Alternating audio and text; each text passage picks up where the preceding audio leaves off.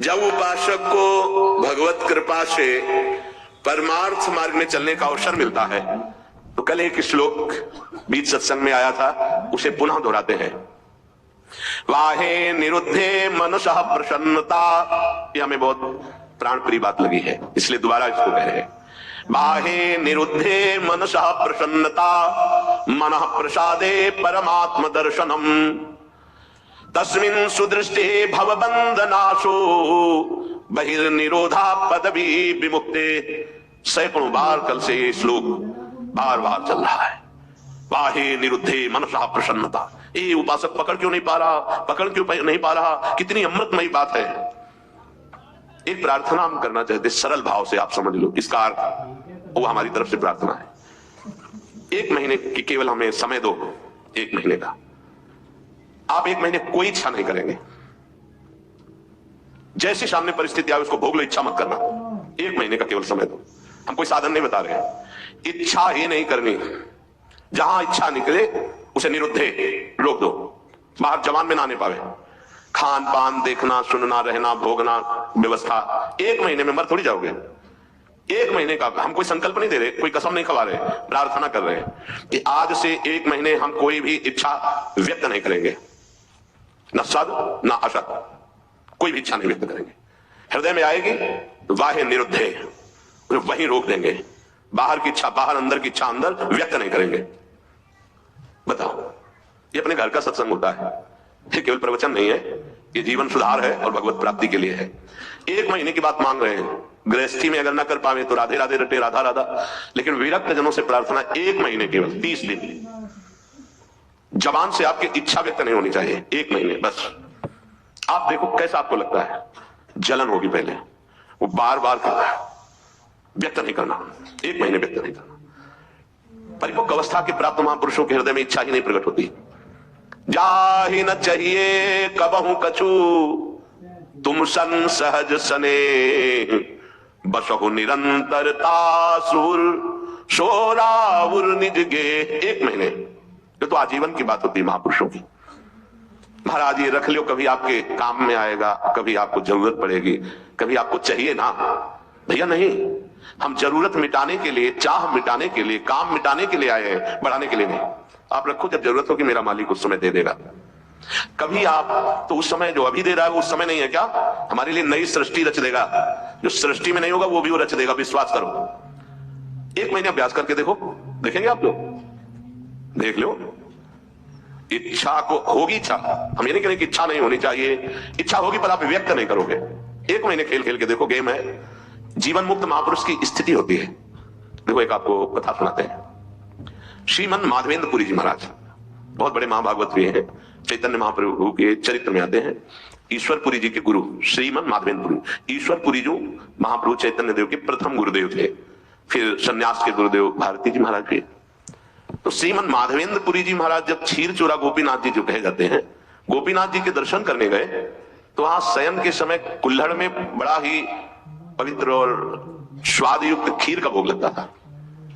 जब महिमा सुनी खीर की और भोग लगता देखा, तो उनके अंदर इच्छा हुई कि अगर एक कुल्हड़ प्रसादी मिल जाए तो स्वाद लेके हम देख लेंगे कि प्रभु को ऐसा खीर का यहां भोग लगता है, तो अपने ठाकुर जी को ऐसा ही खीर का भोग लगाएंगे। जो ही इच्छा जागृत हुई, जलन पैदा हुई। इच्छा कैसे जागृत हो गई? तो अंदर से विवेक कार्य कर रहा है, बचाने का जलन। ये तो प्रभु के भोग के लिए इच्छा, फिर भी इच्छा कैसे हुई कि मुझे एक कुल्हड़ मिल जाए? तुरंत प्रणाम किया और वास चल दिए। अब रात्रि का समय आ रहा था, तो उसी गांव के किनारे एक वृक्ष के नीचे बार बार ये प्रश्न मन से, तूने इच्छा क्यों कर ली? बार बार उत्तर आता कि प्रभु के भोग के लिए इच्छा की है कि अगर मिल जाता तो स्वाद ले लेते और वैसे ही खीर प्रभु को लगाते अपने। नहीं नहीं, फिर भी इच्छा क्यों? बार बार धिक्कार मन को कर रहे थे। इधर महाभागवत की इच्छा भी भगवान बने थे और उसका पोषण भी भगवान करते हैं। जो निरीह जन है, जिनके अंदर इच्छा ही नहीं है, उनके हृदय में कोई इच्छा प्रकट होती तो लीला प्रकट करने के लिए होती। जो कई कुल्हड़ थे उनमें से एक कुल्हड़ छुपा लिया ठाकुर जी ने अपने वस्त्र के नीचे, घाघर के नीचे, जो नीचे का वस्त्र उसमें छुपा लिया और सामने रखे हुए हर भोग के कुल्हड़ उठा करके ले गए। जब शयन कराने गए तो देखा एक कुल्हड़, कहा ये कैसे, यहां कैसे आ गया प्रभु के वस्त्र की? तो प्रभु ने कान में कहा उनके, प्रभु मूर्ति नहीं है, तुम जैसी भावना करोगे वैसे। राधा वल्लभ लाल जी, बिहारी जी सब बात करते हैं, यह किसी मूर्तिकार की रचना नहीं है। हाँ, एक बार मोहनचंद महाप्रभु का चरण छू गया श्री जी के भोग के कटोरे में, तो एक शपथ मारी हितजू महाराज ने, प्रभु के पात्र में चरण कैसे छू गया? तो जो राधा वल्लभ लाल जी की सेवा के लिए गए तो कपोल में ऐसे अंगुली बनी, बोले जय जय, तो उनका बालक थे ना, तो जो आपने वो मेरे लगी। बात करते महाप्रभु आचार्य से, बंचंद महाप्रभु जी से, सेवक जी से और प्रेमी जनों से, जो चित्त को बेच दिए हैं प्रभु को, उनसे बात करते हैं। काल में प्रभु अपने सेवक से कही कि मैंने चुराया है श्रीमन माधवेंद्रपुरी जी के लिए, और गांव के बाहर अमुक वृक्ष के नीचे बैठे, ये वहां पहुंचाओ तत्काल।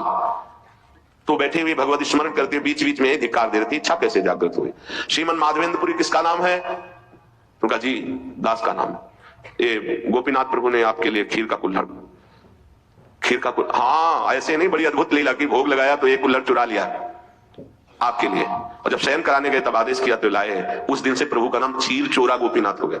वो तो चले गए देखे, रात भर रोते रहे प्रभु, खीर तो पाई ही, कुल्हड़ भी पा गए, और उसको तो थोड़ा कुल्हड़ का हिस्सा बांध लिया, रोज प्रसादी रूप से थोड़ा कुल्हड़ पा लिया। कितना आप विचार करो, इस कोटि के जो महामहिम है वो भगवत संबंधी इच्छा में इतना क्लेशित हो गए।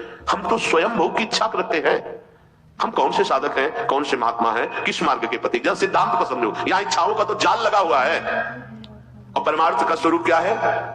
बाहे निरोधे, बाहे ही रोक दो उस इच्छा को, कोई भी इच्छा हृदय में अपना स्थान न बनाने पावे। मनसा प्रसन्नता, तो आपके मन में अखंड प्रसन्नता जागृत होगी। और मनः प्रसादे परमात्म दर्शनम, जब हम बाह्य विषयों का सेवन करते हैं तो मन खिन्न रहता है, नवीन नवीन विषय भोगने के लिए मन में जलन होती है, वही विषयों की तरफ आकर्षित करता है, फिर वही जलाता है, वही संकल्प विकल्प कराता है, थोड़ी देर जलाने के बाद फिर उसी भोग की लालसा करता है। बड़ा बाहे निरुद्धे, रोक दो उसको। देखो इसमें विवेक बल काम करता है। अगर आप सत्संग सुन रहे हैं, शास्त्र स्वाध्याय करते हैं, नाम जप करते हैं, सेवा करते हैं संतों की, ठाकुर जी की, तो आपका विवेक प्रबल हो जाएगा, वो रोक देगा। कितना आनंद, कल से इस श्लोक का चिंतन चल रहा है। इतना कोई इच्छा ही नहीं करनी भाई। ये गृहस्थ जन जो बहुत सी कामनाओं में रत हैं वो ये नहीं समझ पाएंगे, लेकिन हम विरक्त जनों से प्रार्थना करते हैं, यदि आप कोई इच्छा नहीं करेंगे तो आप बहुत जल्दी जीवन मुक्त हो जाएंगे। इच्छा ही आपके स्वरूप को ढके हुए है, इच्छा ही आपका बंधन है, और निरीह इच्छा रहित ही जीवन मुक्त अवस्था है। 1 महीने का अभ्यास करके देखो। अगर 1 महीना बहुत ज्यादा लग रहा हो कि पता नहीं चूक ना हो जाए तो 15 दिन का कर लो। 15 दिन बहुत ज्यादा लग रहा हो तो कोई 1 हफ्ते का कर लो। और गृहस्थ जनों को ज्यादा लग रहा हो तो 1 दिन का करके देख लो कि सुबह से लेकर के शयन तक आज कोई इच्छा नहीं हम करेंगे। अगर इच्छा होगी भी तो व्यक्त नहीं करेंगे। 1 दिन करो। विरक्त के लिए 1 महीना, नए साधक के लिए 15 दिन, बहुत नए साधक के लिए 1 हफ्ता, गृहस्थ के लिए 1 दिन और 1 हफ्ता। देखो ना करके क्या बिगड़ जाएगा। आज सुबह से शाम तक कोई इच्छा प्रकट नहीं करेंगे, हृदय में होगी तो उसको वहीं दबा देंगे, वाणी से नहीं बोलेंगे। देख लो, परमहंस श्री ओंकारानंद सरस्वती जी घर में भिक्षा पाने जब आए तो बच्चे ही थे, किसी कारण से मैया भूल गई नमक डालना सब्जी में। वो पाके गए, पिताश्री आए पाने, देवी, अरे सब्जी में तो नमक, अरे भूल गई, क्योंकि छोटे